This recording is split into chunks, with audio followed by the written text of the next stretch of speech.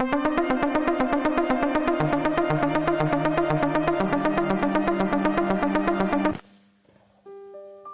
sahabat alam, selamat bertemu lagi dengan channel Jaya Guru Mountaineering Electrical Education. Pada kali ini saya akan membagikan kisah perjalanan kami bersama tim pencinta alam Panarup Adventure Club.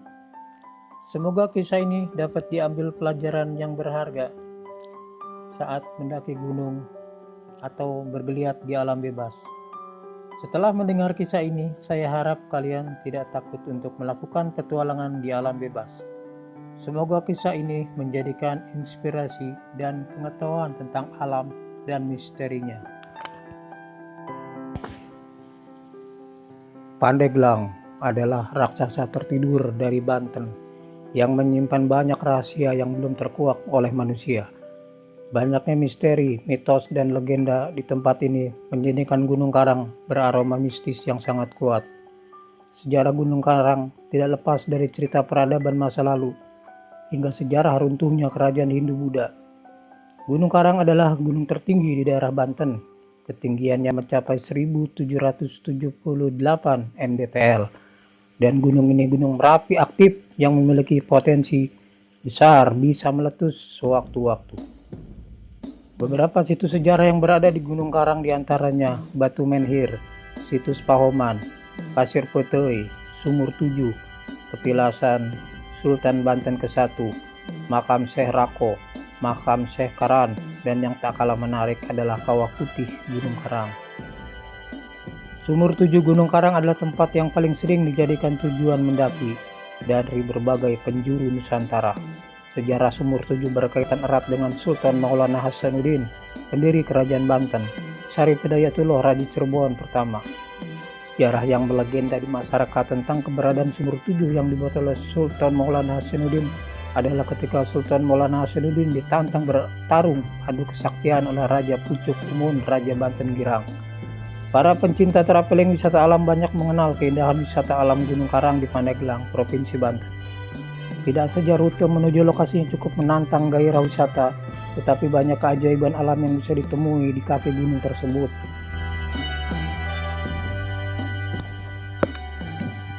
Selain terkenal dengan keajaiban Sumur Tujuh yang konon katanya memiliki kekuatan spiritual, juga bisa memberikan anugerah bagi orang yang meyakininya.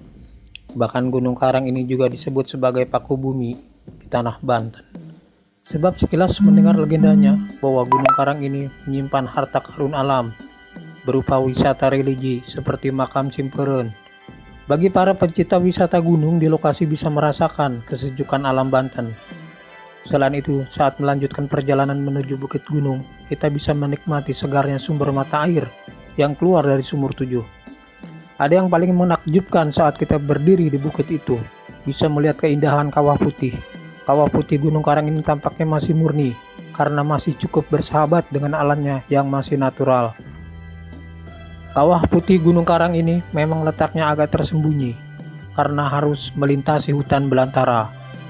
Selain itu, posisi Kawah Putih ini berada di jurang dan kita hanya bisa memandanginya dari atas lembah.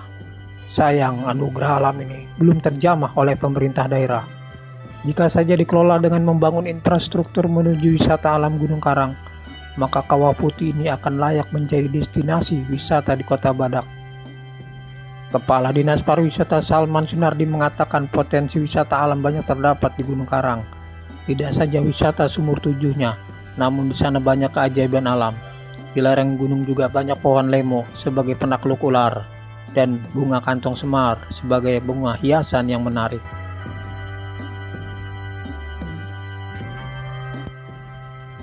Kembali ke perjalanan. 22 Februari 2003. Sore itu kami bertiga, Denny, Suryadi, dan Syarifudin, sudah menetapkan akan melakukan petualangan ke kawah Gunung Karang. Tanpa Google Map dan sumber-sumber lainnya, kami berangkat dengan berbekal peta atlas dan tujuan pertama kami adalah Pandeglang. Lepas maghrib kami berangkat menggunakan bis dari Kalideres, rute Labuan, dan berencana turun di Maja. Perjalanan ke Maja kurang lebih 2 jam. Kami tiba di pertigaan kota Maja pukul 9 malam. dan dilanjutkan dengan menggunakan transportasi ojek ke desa Pagar Batu. Sepanjang jalan menuju Pagar Batu banyak ditemui pondok pesantren, rumah penduduk sekali-kali terlihat.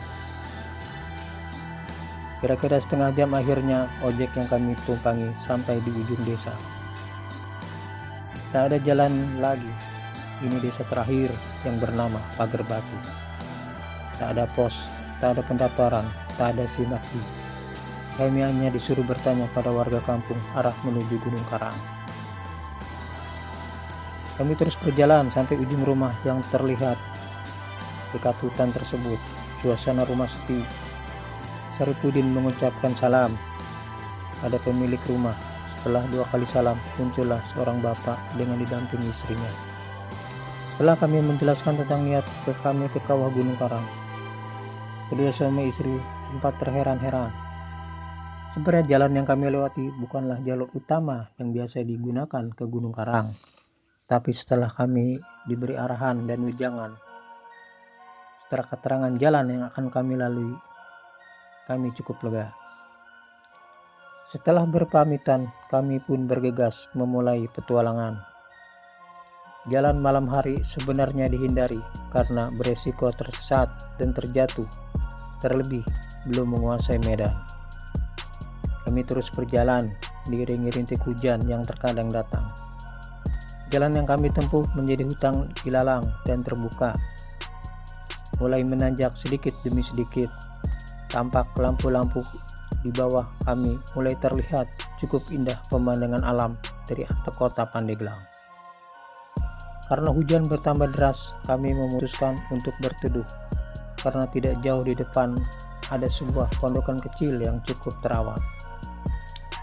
Pondokan itu terbuat dari bambu dan batang pohon yang cukup rapi, dan kami bersegera menuju sambil melepaskan tas ransel yang kami bawa. Sejenak kami diam sambil memandang sekeliling. "Buka tenda nggak bang?" tanya Suryadi sambil memandang dengan wajah letih. "Nggak usah lah Sur, tempatnya ini juga nggak kehujanan," jawab Sarip sambil membuka sepatu dan melepaskan ponco yang basah. "Ya Sur, kita masuk aja deh.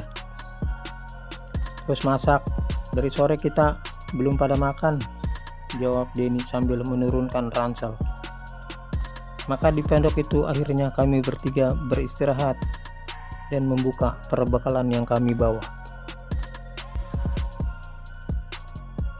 Rencananya kami akan singgah sebentar di pondok ini, sekedar makan dan minum kopi sambil menunggu hujan reda.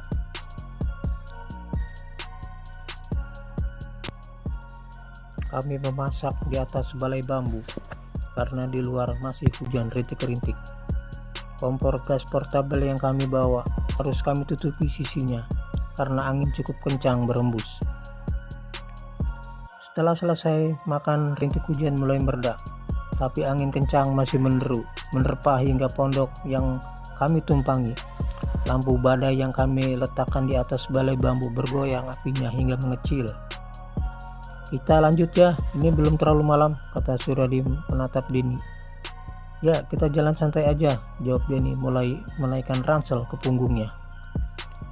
Denny berjalan di muka, memimpin 2 rekannya. 10 meter berjalan, kami terhenti karena jalan setapak tertutup pohon. "Tadi kita jalan ini ya Rip?" tanya Denny. "Ya bang, terus aja," ujar Sarip yang mengarahkan senter ke jalan yang tertutup pohon besar. "Nggak ada pohon ini," kata Suryadi. "Salah, harusnya ke kanan lagi." Karena terhalang pohon besar, kami pun berputar ke samping pohon untuk merabas jalan dan ranting dahan yang basah. Setelah melalui pohon tersebut, rupanya kami masih belum menemukan jalan setapak. "Balik lagi, bukan ini," teriak Sarip memutar badan. Ini giliran Saripudin jalan di muka. Kami coba kembali ke jalan semula, melewati pondokan yang gelap tanpa penerangan. Sarip mengambil jalan arah kiri pondokan karena dia meyakini itu jalan yang kami lalui saat datang. Setelah berjalan kurang lebih 40 meter, langkah kami terhenti. "Alang-alang ini bang, tinggi lagi. Tadi kayaknya nggak lewat sini juga," Sarip mulai membuka kata. Denny dan Suryadi terdiam sesaat. Alang-alang setinggi dada memang menutup jalan. Berulang kali saya mengarahkan senter ke sekeliling.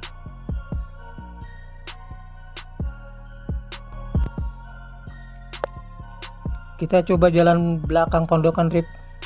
Denny berputar arah, kembali memimpin seperti saat keluar pondok. Tak ada percakapan selama kami kembali ke pondokan. Hanya helahan napas dan derap langkah kaki yang terdengar menginjak tanah yang basah. Denny terus berjalan, kali ini mengambil jalur belakang. Dia pun dan rekannya meyakini bahwa jalur yang diambil kali ini benar. Kami bertiga sempat berbincang sambil sesekali tertawa kecil dan terus berjalan. Dan rupanya langkah kaki yang basah kembali tertahan. Di depan kami nampak batu undukan yang menutup arah pandang jalan. Ada batu, Rip. Kita coba lewat samping, ucap Denny seraya menggeser badan ke kiri.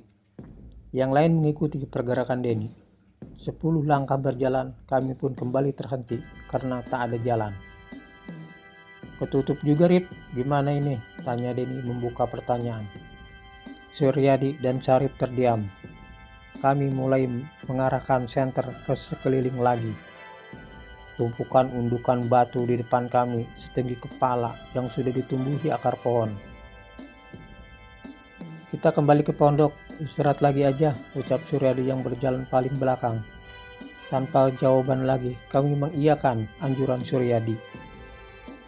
Kami mulai khawatir dan gelisah setelah 3 jalur yang kami lewati. Tak ada jalan yang menuju ladang yang tadi pertama kami lewati. Syarif melirik arloji di tangannya. Jam 1 bang, ucapnya. Tak ada sautan. Sampai di pondok, tak ada pembicaraan. Satu persatu peralatan yang kami bawa diletakkan di atas. Hujan memang sudah berhenti. Hanya angin yang berhembus kencang menerpa pondok. Ada suara arangan yang mirip suara binatang terdengar di belakang pondok.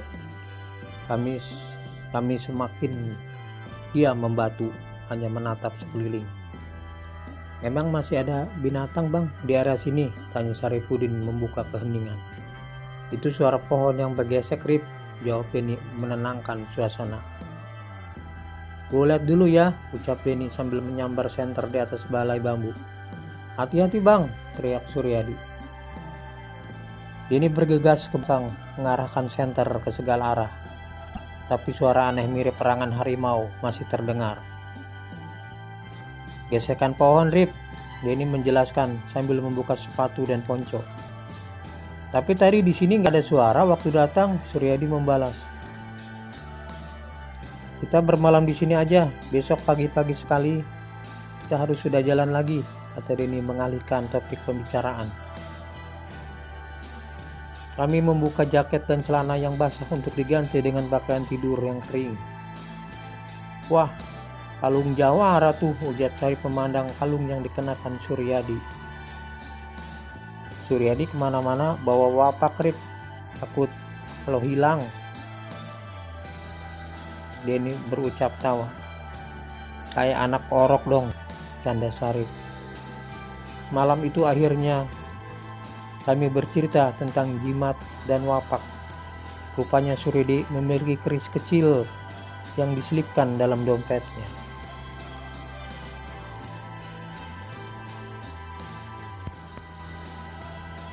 Suara aneh masih terdengar di belakang pondok dan semakin menyeramkan. Bang, kita sholat dulu aja ya, ucap Syarif. Ya, sholat dulu, jawab Denny. Dengan menggunakan air mineral besar secara bergantian dan sangat sedikit untuk berwudu. Akhirnya kami melakukan sholat isya berjamaah. Syarif memimpin menjadi imam. Setelah sholat kami pun mengambil posisi untuk tidur. Tidurlah ngantuk, kata Suryadi sambil menggeserkan tubuh mengambil posisi di pojok balai. Saripudin di tengah dan Denny di pinggir dekat pintu keluar. Malam itu sebenarnya cukup menyeramkan, suara-suara aneh dan angin yang menderu. Tetapi kami tidak menghiraukan karena sudah letih dan mengantuk. Akhirnya kami coba untuk memejamkan mata. Lebih dari 1 jam, Denny melirik kedua rekannya yang seperti pulas tertidur. Denny pun akhirnya mulai mengantuk. Denny mencoba memejamkan mata sambil menarik napas dan mengembuskan napas secara perlahan-lahan. Entah sudah tertidur pulas atau baru mengantuk, Denny melihat seorang di hadapannya. Wajah itu memandang marah, memakai ikat kepala merah, berambut ikal sambil menunjuk ke dirinya. Inkasia, Inkasia. Antara sadar dan tidak, Denny mencoba terus memejamkan mata. Berkali-kali, berkali-kali orang itu muncul lagi, memakai ikat kepala merah. Di lengan kanan dan kiri memakai gelang pengikat lengannya yang kekar. Inkasia. Sampai akhirnya Denny pun tertidur pulas. Esok pagi, kami bertiga berkemas setelah beristirahat malam itu di pondok tanpa sarapan lagi. Udara cerah terang dan matahari menyembul tipis. Suryadi memanggil kami berdua sambil melambaikan tangan di ujung pondok. Denny dan Syarif bergegas menghampiri.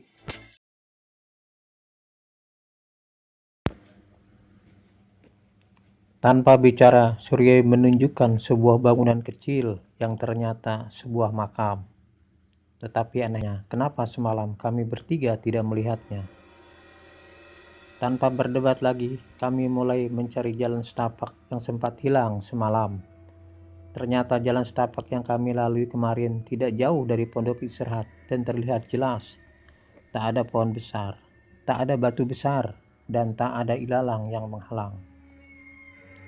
Dengan mengucap syukur, kami melanjutkan petualangan menuju kawah Gunung Karang. Cuaca pagi cukup cerah, langkah dilanjutkan. Pendakian pada siang hari lebih nyaman. Bila kita melihat ke bawah kota Pandeglang, bagi tertutup awan putih. Di sebelah selatan tampak puncak Gunung Polosari yang berdiri megah. Beberapa pohon pisang banyak ditemui di kanan kiri jalan. Tapi kami belum menjumpai satu orang pun. Memang benar, jalur pendakian ke arah kawah Karang jarang sekali dilalui pendaki. Kebanyakan warga sekitar saja yang melalui jalan ini untuk membuka ladang pertanian. Setelah 1 jam berjalan, kami menemukan pondok petani. Ada seorang yang sedang membuat api unggun untuk perapian. Setelah mengucapkan salam, kami bersalaman dan berkenalan. Di tempat itu kami membuka perbekalan dan makan bersama. Setelah berbincang-bincang, kami menanyakan jalan arah ke kawah Gunung Karang. Info yang didapat, jalan menuju kawah katanya terjal. Harus melewati kemiringan tanah yang sempat longsor. Demikian info yang disampaikan pemilik kebun. Kami pun mendapat keterangan bahwa 3 hari lalu ada pendaki juga yang berasal dari Lampung. Dengan keterangan itu, kami sedikit lega bahwasanya jelas jalan menuju kawah memang ada. Kami bertiga sempat menceritakan peristiwa semalaman yang terkurung di pondokan makam. Petani itu sempat terdiam ketika Denny menceritakan didatangi pendekar memakai ikat kepala merah.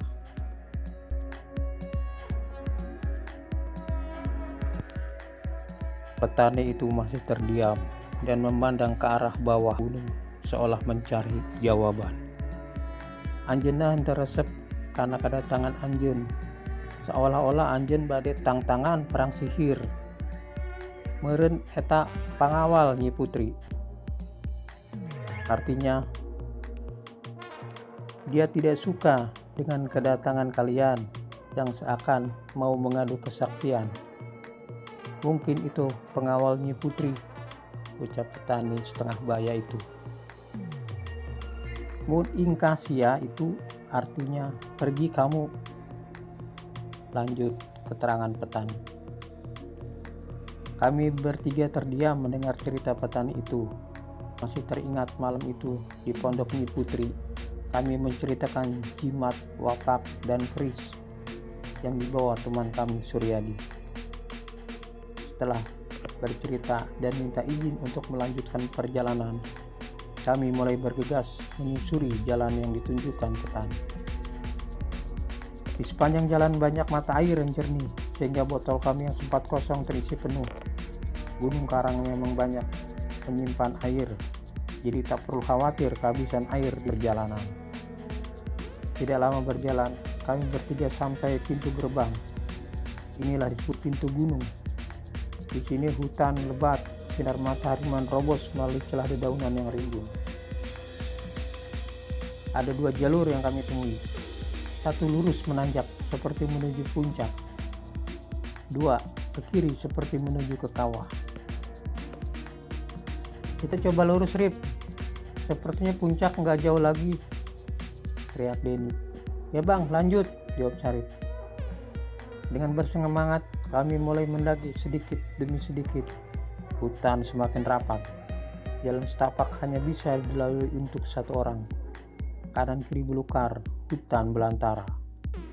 Bau pepohonan khas aroma gunung dan hutan tercium semerbak. Jalan setapak ini seperti jarang dilalui manusia. Terkadang kami merunduk, membungkuk untuk melewati pohon yang roboh melintang.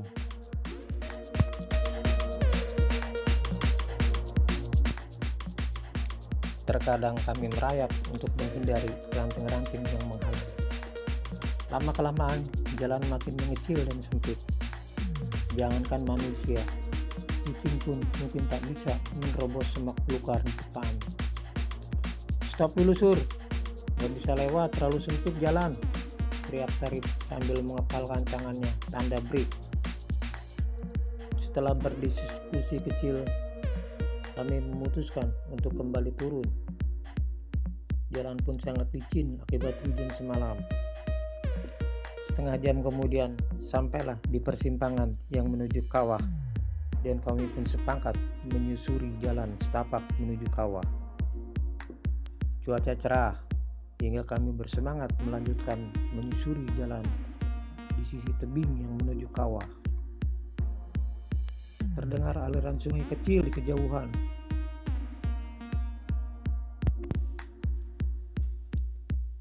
Mungkin air terjun kecil yang tercurah dari puncak Gunung Karang. Sesekali terdengar suara orang sedang bercakap-cakap yang membuat hati kami senang. Berarti ada pendaki lain yang sedang menuju tempat yang sama. Terdengar di kejauhan suara keras yang memanggil. Woi! Suryadi dengan lantang membalas suara itu. Sempat 3 kali terdengar suara panggilan yang sama. Kami terus bersemangat berjalan. Memang ternyata benar apa yang dikatakan petani tadi. Jalan menuju kawah sangat terjal dan kemiringan hampir 60 derajat. Kami harus melewati batu yang dilalui air dengan kemiringan yang maksimal. Dengan berpegangan pada akar pohon dan batu, kami pun dapat melewati titian batu itu.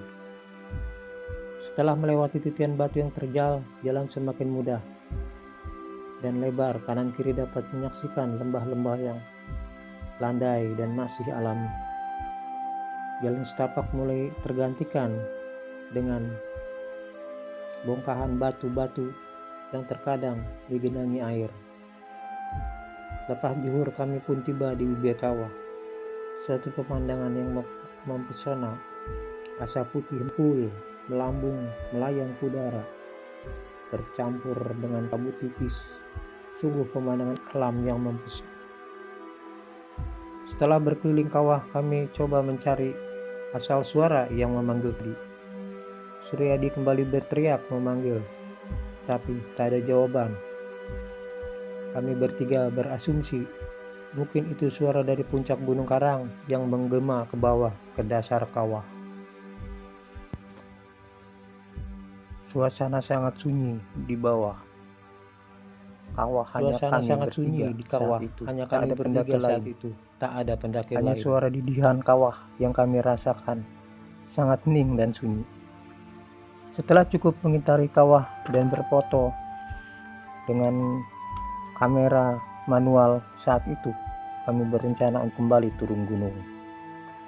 Pas asar sekitar jam 4 sore, kami mulai berjalan menuruni lembah, melewati batu terjal menuju pondok petani.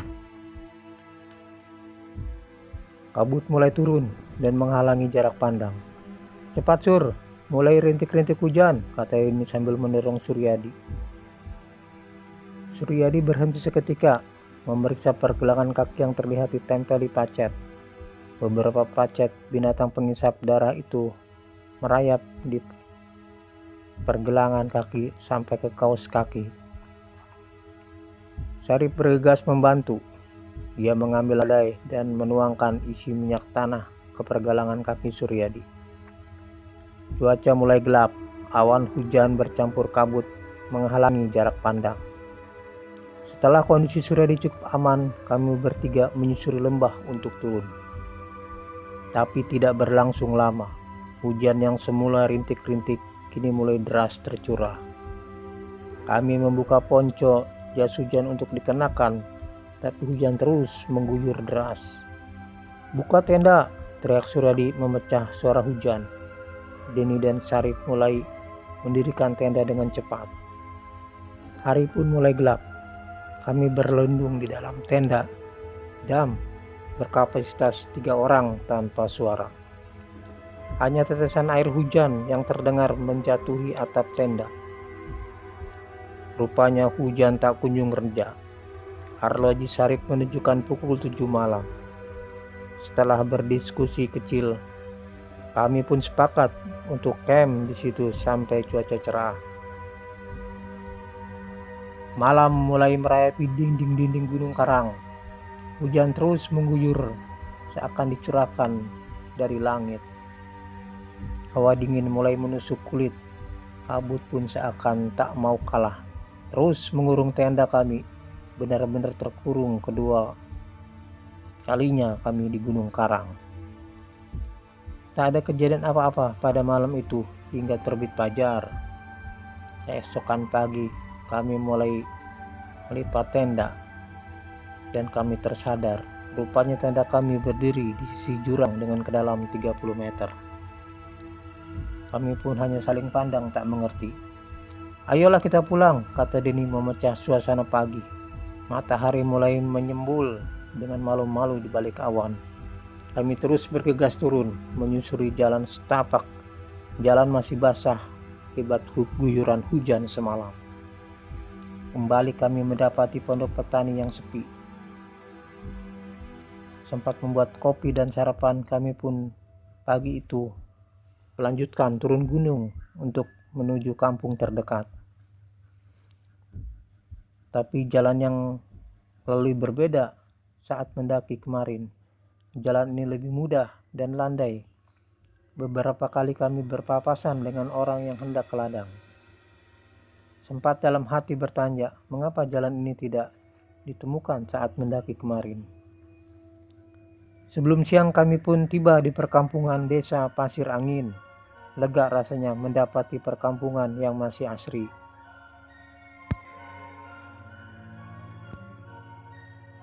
"Bang, kalau dibuat cerita seru juga ya," kata Suryadi mulai berkelakar. "Kita kan pendaki natural Sur, bukan pendaki alam gaib," balas canda Denny. Kami pun tertawa bersama sambil menumpang mobil pickup. Sampailah kami di jalan raya utama untuk menuju pulang ke Tangerang. Banyak hikmah yang kami dapatkan selama perjalanan. Gunung memberikan keindahan untuk dinikmati. Gunung memberi kedamaian untuk direnungi. Tapi jangan kalian kotori dengan dosa, karena alam tak pernah berbuat dosa ada manusia. Jangan mengambil apapun kecuali gambar. Jangan membunuh apapun kecuali waktu. Jangan meninggalkan apapun kecuali jejak. Semboyan abadi. Salam Leri.